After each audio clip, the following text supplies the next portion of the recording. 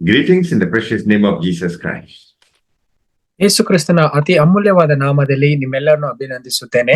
Welcome to this Kannada Sunday service of Ebenezer Ministries. Ebenezer ministry ಈ ಕನ್ನಡ ಆರಾಧನಾ ಕೂಟಕ್ಕೆ ನಿಮ್ಮೆಲ್ಲರನ್ನು ನಾನು ಸ್ವಾಗತಿಸುತ್ತೇನೆ.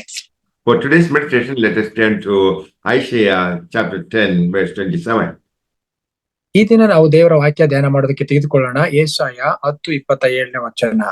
It shall come to pass in that day that his burden will be taken away from your shoulder and his yoke from your neck, and the yoke will be destroyed because of the anointing of oil. ಆ ದಿನದಲ್ಲಿ ಅವರು ಹೊರಿಸಿದ ಓರೆಯು ನಿಮ್ಮ ಬೆನ್ನಿನಿಂದಲೂ ಹೂಡಿದ ನೊಗವು ಕತ್ತಿನಿಂದಲೂ ತೊಲಗುವವು. ನೀವು ಪುಷ್ಟರಾದ ಕಾರಣವೇ ನೊಗವು ಮುರಿದು ಹೋಗುವುದು. The yoke shall be destroyed by reason of the appearing of the anointed one, Christ. ಕ್ರಿಸ್ತನು ಅಭಿಷಕ್ತನಾದವರು ಪ್ರಕಟವಾಗುವ ನಿಮಿತ್ತ ನಮ್ಮ ಮೇಲೆ ಇದ್ದಂತ ಎಲ್ಲ ಓರೆಯಾದ ನೊಗಗಳು ಮುರಿಯಲ್ಪಡುತ್ತೆ. When Hezekiah was king of Judah, the people were taken as captives by Assyria. ಹೆಜ್ಕೀಯನು ಒಂದು ಯೆಹೂದ್ಯರ ಅರಸನಾದ ನಿಮಿತ್ತವಾಗಿ ಅವರನ್ನ ಒಂದು ಸೆರೆಗೆ ಅಸಿರಿಯದವರು ಬಂದು ಸೆರೆವಾಸಕ್ಕೆ ಎಳೆದುಕೊಂಡು ಹೋದರು. They laid heavy burden on their shoulders. ಅವರ ಮೇಲೆ ಅಧಿಕವಾದಂತಹ ಭಾರವುಳ್ಳಂತಹ ನೊಗವನ್ನು ಹೊರಿಸಿದರು. God allowed harsh oppression of the Syrians upon God's people. ದೇವ ಜನಗಳಿಗೆ ಈ ಬಾಧೆಯಲ್ಲಿ ಹಾದು ಹೋಗುವುದಕ್ಕೆ ಅವ್ರನ್ನ ಬಿಡಲ್ಪಟ್ರು ಅಸಿರಿಯದವರೊಂದಿಗೆ. This oppression is working an important plan in the remnants of the people.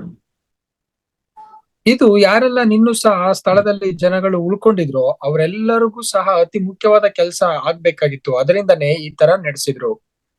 The remnants shall return to the mighty God. ಆ ಉಳಿದಂತ ಜನಗಳು ಮತ್ತೆ ದೇವರ ಕಡೆಗೆ ಸರ್ವಶಕ್ತನ ಕಡೆಗೆ ಮನ ತಿರುಗಬೇಕಾಯ್ತು. God is going to take away the yoke from their neck because of anointing. ಅವರ ಮೇಲೆ ಇದ್ದಂತ ನೊಗವನ್ನು ದೇವರು ತೆಗೆದಾಕ್ತಾನೆ, ಕಾರಣ ಅವರು ಅಭಿಷೇಕಿಸಲ್ಪಟ್ಟ ನಿಮಿತ್ತನೇ. In the life of children of God, troubles do not last. ಈ ಜೀವಿತದಲ್ಲಿ ದೇವ ಮಕ್ಕಳುಗಳು ಬಾಧೆಗೊಳಗಾದ್ರೆ ಅವ್ರ ಎದುರು ಅವಶ್ಯಕತೆ ಇಲ್ಲ. God is releasing you from the yoke of Satan to be yoked with Christ.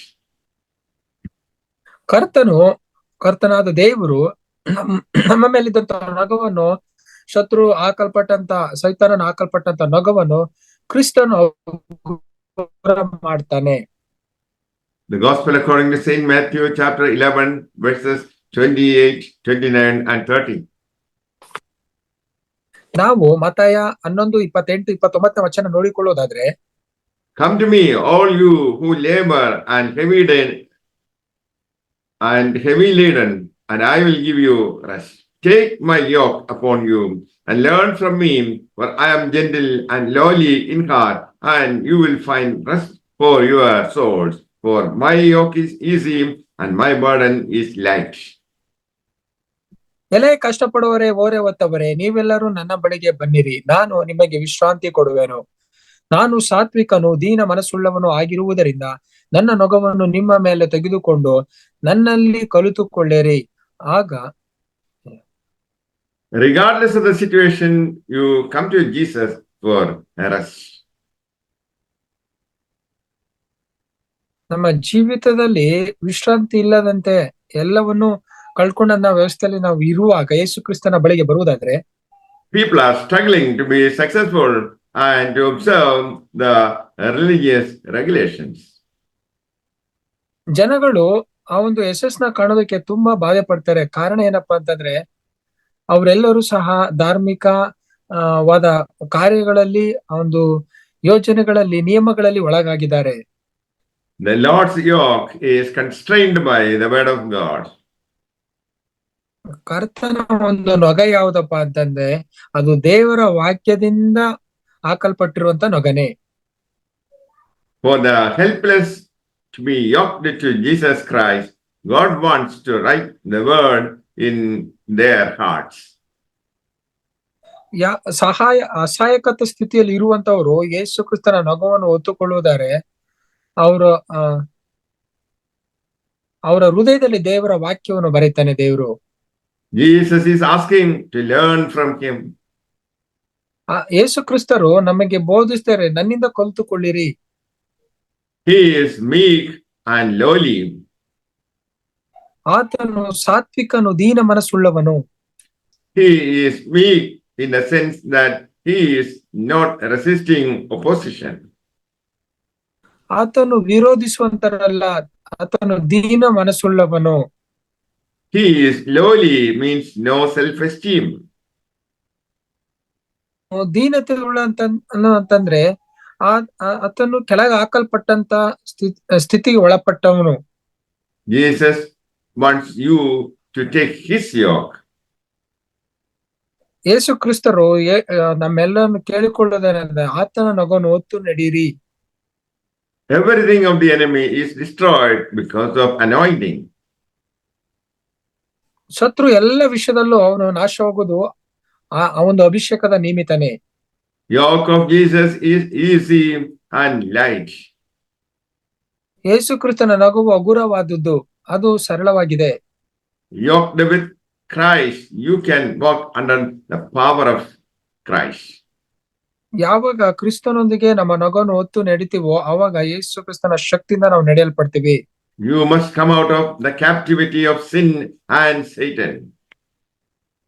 ಸೈತಾನನು ಮತ್ತು ಪಾಪದ ಒಂದು ಬಂಧನದಿಂದ ಹೊರಗಡೆ ಬರಬೇಕು ನಾವು. Some are living in the lies of Satan. ಕೆಲವರು ಸೈತಾನನ ಒಂದು ಹಿಡಿತದಲ್ಲಿ ಜೀವಿಸ್ತಿದ್ದಾರೆ. Christ is the truth. ಕ್ರಿಸ್ತನೇ ಆತನು ಸತ್ಯವಾಗಿದ್ದಾನೆ. ಕ್ರಿಸ್ತನ ನಗುವನ್ನು ಹೊತ್ತುಕೊಂಡು ನಡೆಯಿರಿ ಅಂದ್ರೆ ಅದು ಸತ್ಯವನ್ನು ನಾವು ಅನುಸರಿಸಿ ನಡಿ ಅನ್ನೋದು. The truth will set you free. ಆ ಸತ್ಯವನ್ನು ನಾವು ತಿಳಿದುಕೊಳ್ಳುತ್ತಾ ಹೋಗುತ್ತಾರೆ, ಅದು ನಮ್ಮನ್ನ ಸ್ವತಂತ್ರ ಮಾಡುತ್ತೆ, ಬಿಡುಗಡೆ ಮಾಡುತ್ತೆ. You are no longer in a cage of the devil. ಶತ್ರುವಿನ ಒಂದು ಬಂಧನದಲ್ಲಿ ನೀವು ಇರೋದಿಲ್ಲ ಇನ್ನೆಂದೆಂದಿಗೂ. We must not deviate from the true gospel which brought us to Christ. ನಾವು ಸುವಾರ್ತೆಯಿಂದ ನಾವು ಅಗಲುವಂತಹ ವ್ಯವಸ್ಥೆಯಲ್ಲಿ ಇರಬಾರ್ದು, ಸತ್ಯದ ಸುವಾರ್ತೆಯಿಂದ. 1 John chapter 2 verse 27. ಇಲ್ಲಿ ಮೊದಲನೇ ಯೋಹಾನ 2ನೇ ಅಧ್ಯಾಯ 27ನೇ ವಚನ ಹೀಗೆ ಹೇಳುತ್ತೆ, But the anointing which you have received from him abides in you, and you do not need that anyone teach you, but as the same anointing teaches you concerning all things, and is true, and is not a lie, and just as it has taught you, you will abide in him. ಆತನಿಂದ ನೀವು ಹೊಂದಿದ ಅಭಿಷೇಕವು ನಿಮ್ಮಲ್ಲಿ ನೆಲೆಗೊಂಡಿರುವುದರಿಂದ ಯಾವನಾದರೂ ನಿಮಗೆ ಉಪದೇಶ ಮಾಡುವುದು ಅವಶ್ಯವಿಲ್ಲ. ಆತನು ಮಾಡಿದ ಅಭಿಷೇಕವು ಎಲ್ಲಾ ವಿಷಯಗಳಲ್ಲಿ ನಿಮಗೆ ಉಪದೇಶ ಮಾಡುವಂತದಾಗಿದ್ದು ಸತ್ಯವಾಗಿದೆ.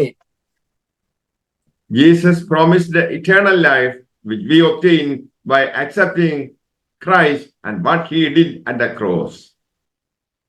ಯೇಸು ಕ್ರಿಸ್ತನು ಶಿಲುಬೆ ಮೇಲೆ ಏನು ಮಾಡಿದ್ನೋ ಅದನ್ನ ನಾವು ಅಂಗೀಕರಿಸಿಕೊಳ್ಳುವುದಾರೆ ನಿತ್ಯ ಜೀವಕ್ಕೆ ಬಾಧ್ಯಸ್ಥರಾಗ್ತೀವಿ.